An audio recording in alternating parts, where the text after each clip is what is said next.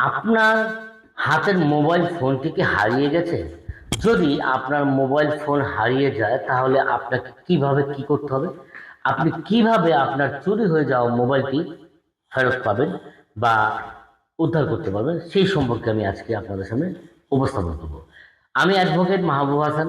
আমি আপনাদের সামনে এখন আমার মোবাইল ফোনটি যদি চুরি হয়ে যায় তাহলে কিভাবে এটি উদ্ধার করব। আপনারা যে সহজে খেয়াল রাখবেন, আপনার হাতের মোবাইল ফোনটি যদি কেউ চুরি করে নিয়ে যায় তাহলে আপনি ৩টি ধাপ অনুসরণ করে আপনি আপনার মোবাইল ফোনটি উদ্ধার করতে পারবেন। তাহলে আসলে আমরা ধাপগুলো জেনে নিই। প্রথম ধাপটি হচ্ছে, আপনি যেই স্থান থেকে আপনার মোবাইল ফোনটি হারিয়ে গেছে ওই স্থানের সংশ্লিষ্ট থানায় গিয়ে আপনি একটা জিডি করবেন এবং ওই জিডিতে মোবাইল ফোনের যে IMEI নম্বর আছে ওই নম্বরটি উল্লেখ করে জিডি করতে হবে আপনাকে। এখন IMEI নম্বরটি কি?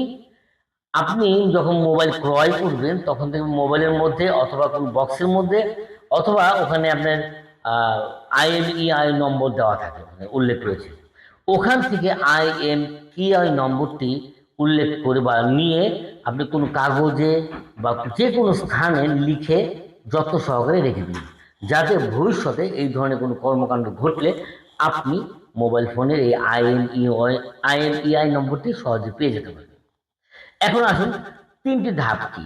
প্রথম ধাপটি তো বলে দিলাম যে আপনি সংশ্লিষ্ট থানায় গিয়ে জিডি করবেন IMEI নম্বর উল্লেখ করে, এবং ওই জিডিতে একজন থানা অফিসারের নাম উল্লেখ থাকবে। আপনি ওই থানা অফিসারের সাথে যোগাযোগ রাখবেন প্রতিনিয়ত। কেন রাখবেন? কারণ একজন ট্র্যাকিং টিমের মাধ্যমে যাতে আপনার মোবাইল ফোনটি উনি উদ্ধার করে দিতে পারেন।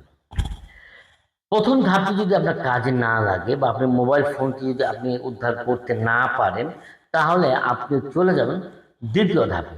দ্বিতীয় ধাপটি কি? ওই যে জিডি করেছিলেন সেই জিডিটি নিয়ে আপনি সোজা একটি অভিযোগ করবেন র্যাব বরাবর। তাহলে যদি থানা থেকে আপনি সময় কালক্ষেপণ হয়ে যায় তখন আপনি র্যাবের কাছে অভিযোগ করে সহজেই আপনার হারিয়ে যাওয়া মোবাইলটি উদ্ধার করতে পারবেন। আবার তৃতীয় ধাপে গিয়ে দেখবেন যে জিডিতে যে অফিসারের নাম উল্লেখ রয়েছে ওই অফিসারের সাথে যোগাযোগ করে ডিবি ব্রাঞ্চের মাধ্যমে অর্থাৎ ডিবির মাধ্যমে ডিবির ট্র্যাকিং টিমের মাধ্যমে আপনি আপনার মোবাইল ফোনটি উদ্ধার করতে পারবেন। তাহলে আমরা আজকে সহজেই জেনে গেলাম যে আমার মোবাইল ফোনটি বা আপনার মোবাইল ফোনটি হারিয়ে গেলে ৩টি ধাপে আপনি অনুসরণ করে আপনি আপনার মোবাইল ফোনটি উদ্ধার করতে পারবেন। এখন আসুন যে প্রথম ধাপটি যদি কাজে নাই লাগে তাহলে আমি কেন থানায় যাব জিডি করতে? সোজা আমি র্যাবের কাছে গিয়ে জিডি করলেই তো হয় বা র্যাবের কাছে গিয়ে অভিযোগ করলেই তো হয়, কিংবা তৃতীয় ধাপে আমি অনুসরণ করলেই তো হয়।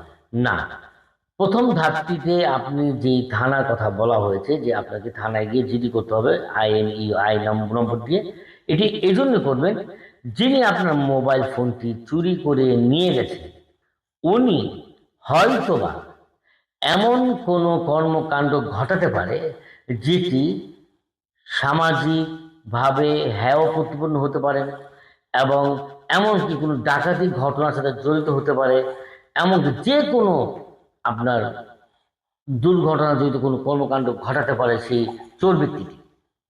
তাহলে যেই চোর মোবাইলটি নিয়ে গেছে বা যিনি আপনার মোবাইলটি নিয়ে গেছে নিয়ে গিয়ে এই ধরনের অপরাধমূলক কর্মকাণ্ড করে থাকে তাহলে কিন্তু ওই সমস্ত অপরাধমূলক কর্মকাণ্ড আপনার উপর বা আমার উপর বর্তাবে। তাই ওই সমস্ত অপরাধমূলক কর্মকাণ্ড থেকে বিরত থাকার জন্য আমাকে জিডি করতে হবে। জিডি করে জিডির মাধ্যমে আমি আমার ওই অপরাধমূলক কর্মকাণ্ড থেকে অব্যাহত পেতে পারি। এই কারণে জিডি করবেন। এবার আসুন যে মোবাইল ফোন সম্পর্কে একটি সাবধানতা আমরা জেনে নিই।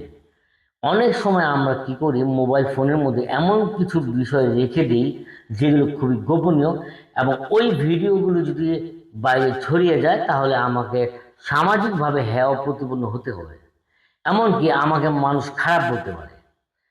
এবং ওই সমস্ত কর্মকাণ্ড বলতে আরেকটি কর্মকাণ্ড হচ্ছে যে অনেক সময় দেখা যায় অন্তরঙ্গ ছবি তুলে থাকে মোবাইলের মধ্যে। তখন আপনি এই ধরনের অন্তরঙ্গ ছবি তুলতে নিষেধ করবেন, মানে বাধা দিবেন। কেন? এই ধরনের কর্মকাণ্ড যদি একবার সমাজে ছড়িয়ে যায় তাহলে আপনার জীবনটা দুর্বিষহ হয়ে যাবে।